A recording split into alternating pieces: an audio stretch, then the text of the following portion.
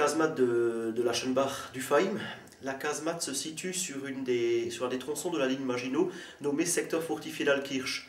Donc dans le secteur fortifié d'Altkirch, vous avez à peu près 32 casemates de ce type-là, qui sont toutes des casemates d'infanterie, soit doubles, soit simples, et qui servaient, en fait, qui étaient tournées, dont les armements principaux étaient tournés vers la Suisse.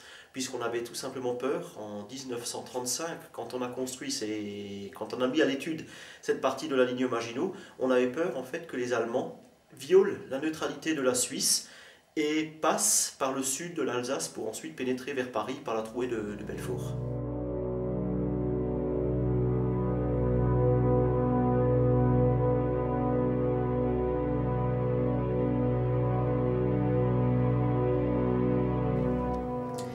La casemate de Aschenbach a été construite à partir de 1937. Cette partie de la ligne Maginot a été mise à l'étude en 1935-36 et donc la casemate fut une des dernières entamées et les travaux ont commencé à partir de fin 1937, dont le gros œuvre s'est étalé jusqu'en 1938. Il faut savoir qu'à partir de mai-juin 40, il était prévu normalement d'équiper la casemate avec les portes et tous les blindages d'origine. Et en fait, les blindages n'ont jamais été posés, la casemate n'a jamais été vraiment terminée pour préparer les combats de mai-juin 1940.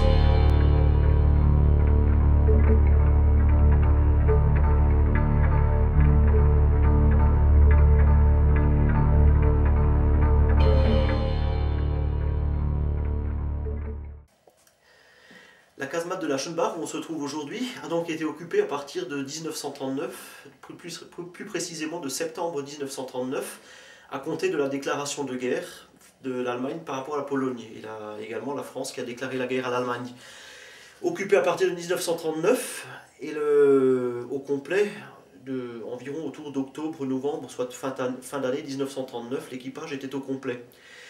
Il a fallu donc occuper ces hommes, et ces hommes ont été occupés à mettre en place les réseaux, les obstacles anti-chars à l'extérieur des casemates, les obstacles antipersonnels, les barbelés, les rails, etc.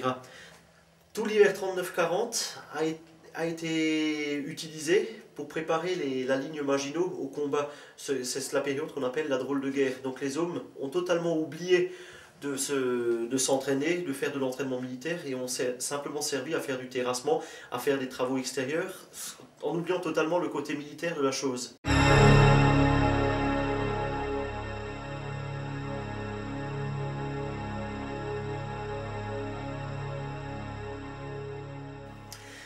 La surprise était totale en mai 1940 quand les Allemands ont envahi la Belgique et le Luxembourg et puis bien entendu la France derrière et les équipages de la ligne Maginot ont dû se mettre rapidement sur pied pour recevoir éventuellement un coup de boutoir allemand. Sachant que les Allemands sont partis vers Paris, ont pris le nord de la France et sont partis vers Paris, les équipages de la ligne Maginot, notamment dans le secteur fortifié du Sundgau, devenaient inutiles à leur poste. L'équipage de la casemate a donc dû abandonner son bâtiment à partir du 14 juin 1940 en emportant le maximum d'armement et d'équipement possible. Donc ils ont emporté les petites mitrailleuses Hotchkiss, les fusils mitrailleurs légers, éventuellement les mousquetons qu'ils avaient. Par contre, tout ce qui était gros armement, tels les canons ou les canons de campagne, ils ont dû être abandonnés sur place, faute de possibilité de les évacuer avec des moyens motorisés, voire même hippomobiles. Le 171e régiment d'infanterie de forteresse s'est donc éloigné de la casemate en marchant vers la vallée de Masevaux. Le régiment a été épinglé à plusieurs endroits par les Allemands, notamment à Pont-d'Aspach, Murzwiller, Sentheim, Lauve, et également avant de monter au ballon d'Alsace par Cévennes. Une grosse partie du régiment qui n'a pas été arrêté par les Allemands, qui n'a pas été fait prisonnier, a réussi à monter cependant au ballon d'Alsace et au Rouge Gazon, où cette partie du régiment, du 171e régiment d'infanterie de forteresse, a attendu l'heure de l'armistice. Et donc les régiments se sont rendus au niveau du ballon d'Alsace et du Rouge Gazon le 24 juin 1940, après la signature de l'armistice, qui veut dire qu'ils ont résisté jusque-là. Alors sur le secteur fortifié d'Altkirch proprement dit, il n'y avait pas de période de combat. Les hommes ont attendu jusqu'au 14 juin, au moment où ils ont dû quitter la casemate. Par contre, pendant l'hiver 39-40, il y a eu plusieurs attaques allemandes, notamment au bord du Rhin, sur les villages d'à côté, Kems, Nifer, etc. Par contre, sur la casemate même, il n'y avait rien de particulier. En 1944, par contre, lors de la venue des Américains et surtout des Français, Quelques petits tirs ont eu lieu, on voit encore les traces aujourd'hui, mais c'est surtout des coups de semonce. Par contre, les ouvrages n'ont pas été réutilisés par les Allemands pour se défendre contre les Français ou les Américains qui venaient faire la libération de l'Alsace.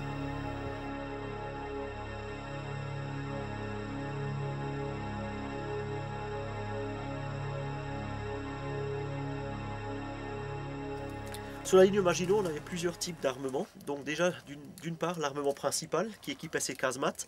Cet armement principal était composé de 2 canons de 47 mm anti-char.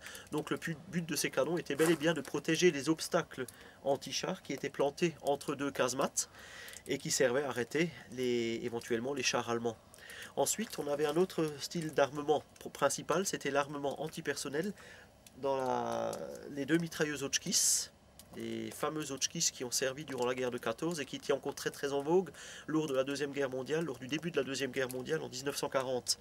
Cette Hotchkiss, dont il y en avait 2 dans la casemate, servait donc à se prémunir contre les attaques de personnel. Vous aviez également plusieurs types d'armements secondaires dans la casemate, donc notamment les petits créneaux qui étaient équipés de fusils mitrailleurs modèle 24-29, qui était un armement très moderne et spécifique à la forteresse pour l'époque. Et on avait également plusieurs goulots de lance-grenades, dont on voit ici une sortie, qui servaient à protéger les abords immédiats de la casemate. En marge de cela, l'équipage avait également un armement personnel, donc qui était composé ici de 6 mousquetons, modèle 1892, et également de pistolets à barillet qui équipaient les hommes et surtout les officiers.